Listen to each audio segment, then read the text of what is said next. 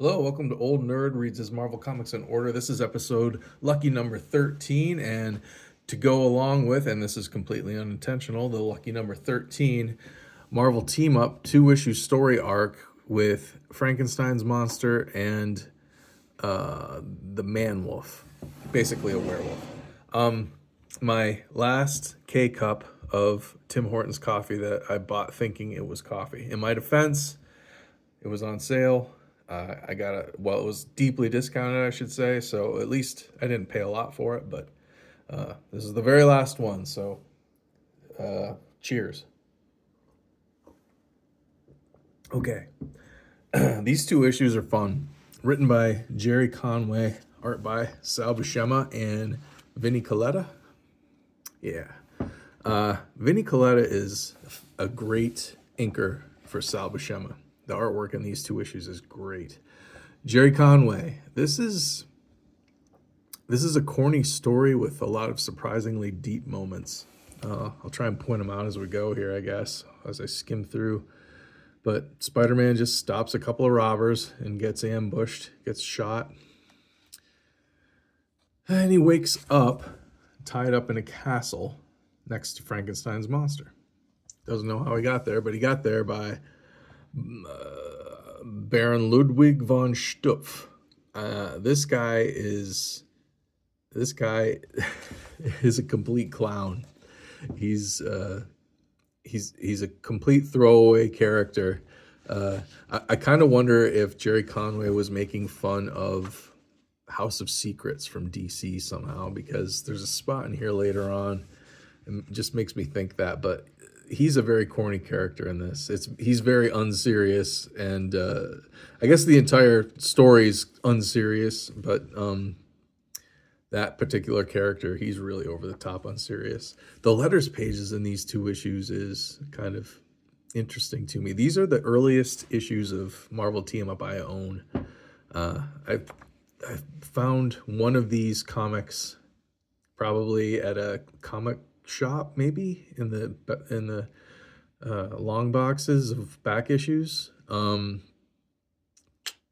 Yeah, I think I got one, and then I had to hunt down the other, and so I had the complete storyline. But anyway, these are the earliest issues I own of Marvel Team Up, and looking at the letters in these 2 issues, they talk a lot about how they want to see Marvel Team Up continuity match up with Amazing Spider-Man.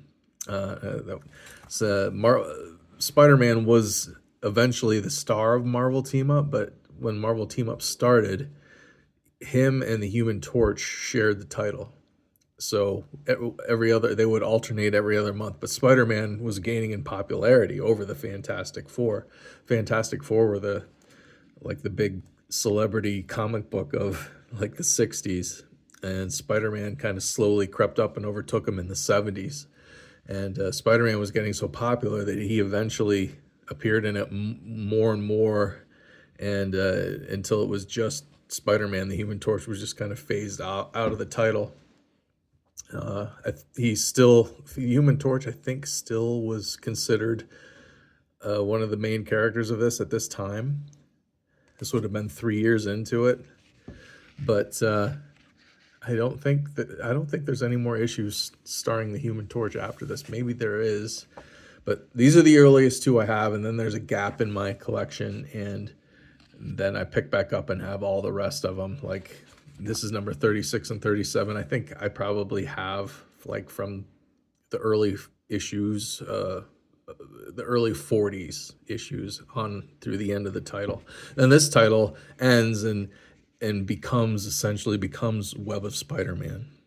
This title ends, and I think the very next month, Web of Spider-Man #1 came out back in the 80s.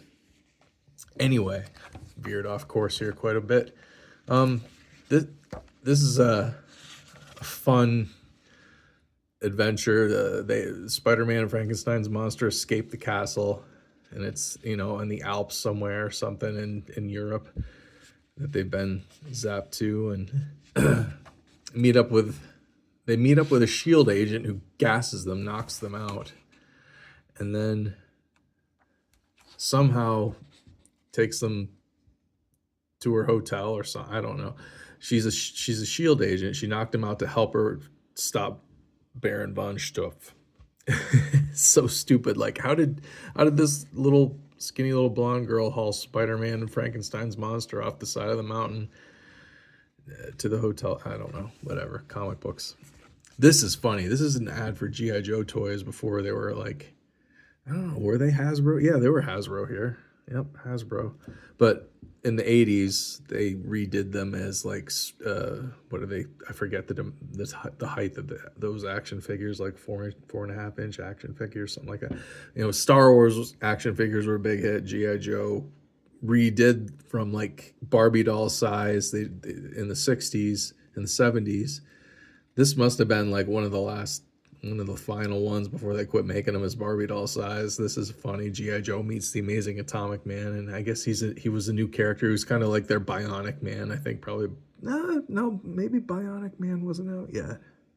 I don't know. Anyway, as a G.I. Joe ad, it's funny. A guy lost his arm and leg and goes to work building himself atomic replacements. And then joins G.I. Joe. It's kind of funny, but it sold toys, I guess. Yeah, but this is. So they're going to team up to stop Baron von Stuff with a Shield agent. They go to the castle. This is a funny ad. Captain Marvel and one of the Hostess fruit pie ads. I always try and figure out who the artist is. Sometimes I can guess, sometimes I can't. This makes me think maybe it's Gil Kane. This is the only thing here, though. This head of Captain Marvel makes me think maybe it's Gil Kane. It's probably Jim Starlin, but I don't know. I don't know what Jim Starlin's art looked like back. This is right when Jim Starlin had just started at Marvel. He'd been there maybe a year at this point, and he was Captain Marvel guy there, so could very well be this is Jim Starlin art, and I just can't tell. But anyway, the last surprise panel is Manwolf now has been captured by Baron Ludwig von Stupf. So that's the cliffhanger for this. I love this old fishing ad. So cool. Back when men were men. That was a very good issue. Even as corny as it is, it's still a really good issue. And this is just as good. Now Manwolf, J. Jonah Jameson's son, John Jameson, was an astronaut, and he went to the moon or something, I forget, and came back as the Manwolf. And he was kind of a popular character at the time when Marvel was doing all the monsters, like Frankenstein's monster. I think he was in his own comic at the time. Manwolf, I think, was in Creatures by Night or something like that. Marvel's version of the classic Universal horror movie monsters. They had their analogs in here, so they could basically use them, I guess. I'm not sure what was going on, but it seems like it. This page is awesome. This artwork is great. Vince Coletta over Sal Buscema. This is just fantastic artwork on these couple pages. This fight scene.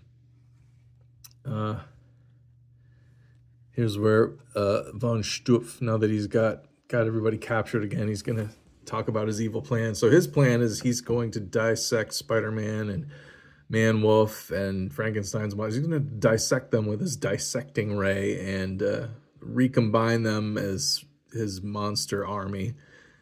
So funny. And everybody, this is hilarious. This is what makes me think that this is like, because right here he's up in the corner narrating this page, and it just looks to me like the character from what is the DC title, House of Secrets, who narrates those stories back in the 60s and 70s. I forget what that character's name is, but it kind of looks like him to me. Could be him, and maybe this is Jerry Conway making fun of that character and making him into this Baron von Stupf character in a throwaway Marvel team up story. Not really a throwaway story, but it almost seems like he's treating it that way with this maybe possibly parody, but it's hilarious. It really is hilarious and unserious. But then he does things like this. He's just it. Man Wolf kind of like not really so much falls in love with the Shield agent, but almost has become her protector. Kind of like he becomes her dog, I guess. Like he loves her, but like a dog loves its owner. And he has to fight off attacking wolves for her, and she runs off, gets away, in which he's kind of heartbroken about. So, as corny as this story is, as corny as Baron Ludwig von Stufe is, like it's got these moments of real heart in here. And again, on the letters page in this one, they talk a lot about how they were kind of tired of the team up formula. Heroes meet, heroes fight, heroes make up, heroes fight the main bad guy, end of story formula. Somebody actually points that out in one of these letters, and it's just hilarious. So they were asking for like longer storylines. They were asking for Marvel Team Up Spider-Man to match up with Amazing Spider-Man. So it seemed like one, continuous universe, which eventually happens. So it's funny that in 1975 they were sending in letters wanting that, and then that's basically Marvel listened and did that. Spectacular Spider-Man, Amazing Spider-Man, Web of Spider-Man, they're like that you could, when you read them in the 80s, it felt like one cohesive universe. Like it was the same Spider-Man across all titles, because things that happened in one title would affect things in the other title, or they'd mention them in the other title. So that's funny that they were asking for that back then, and Marvel listened and did it. Yeah, this is really fantastic artwork. I'm not a big Sal Buscema fan, I'll admit, and Papa Rick probably doesn't like to hear that, but I'm not. I don't hate him, but starting this project of reading my Marvel Comics in order, I started in 1975 with the earliest issues I had, and they were Captain America story with guest starring the X-Men, and the Falcon was in the title, but Sal Buscema drew that. And I'm finding Sal Buscema's drawing like so much stuff from the mid 70s on up into the 90s. He drew amazing, Sal Buscema drew Spectacular Spider-Man a lot. He especially drew him a lot in the 80s. He drew him for a very long time. And I had a subscription to Spectacular Spider-Man, and it was during Sal Buscema's run. And I didn't hate the art, but I didn't love the art. But Spider-Man was so good at that time, like the story was enough to keep me reading it. And Sal Buscema wasn't my reason for getting the title so much, but looking at this, like it just depends on who inks him, I think. And this is a case of him getting inked by Vinnie Coletta, and his artwork really stands out to me. Yeah, the Man Wolf eventually defends his master from this wolf pack one more time and gets hurt, and he passes out and falls off the cliff. Spider-Man saves him because she loves her new dog, I guess. And Shield takes him away. And this is another moment where Jerry Conway, despite it being a corny story, he throws in stuff like this, like the Shield agent and Spider-Man. Behind them stands Frankenstein's monster, and they're Shield agent and Spider-Man are having a conversation about how it must be awful to be a monster and lonely and treated as if you're some sort of monster. And they're talking about this with Frankenstein right behind them, like they don't even realize they're saying exactly his life. And he just gets depressed and walks away. They don't notice. They don't even notice until they go to climb on the helicopter, and he's gone. He's sad. He just goes on. Kind of like that in The Incredible Hulk when he had his TV show in the 70s, the Bill Bixby one, where he was just the lonely monster, couldn't settle down anywhere. Yeah, Jerry Conway, like way to write a cool 2-issue story arc. I can't recommend this enough. Corny as it is, like I said, there's some deep moments in there and there's some neat stuff, and the artwork is fantastic. The covers are fantastic. These two copies of mine are probably very fine minus to very fine condition, I would say. They're nice copies. I don't know what they go for, really. Probably, I don't know. I would, if I had to guess, I'd say 20 bucks a piece, maybe. Somewhere in that area anyway. But anybody have any comments about what I said about these titles or anything I mentioned? If anybody has any inside trivia on these issues or the creators involved or anything else, please comment down below, or correct me if I got anything wrong. Comment down below, please. Please like, share, and subscribe. Thanks for watching. I'll see you next time.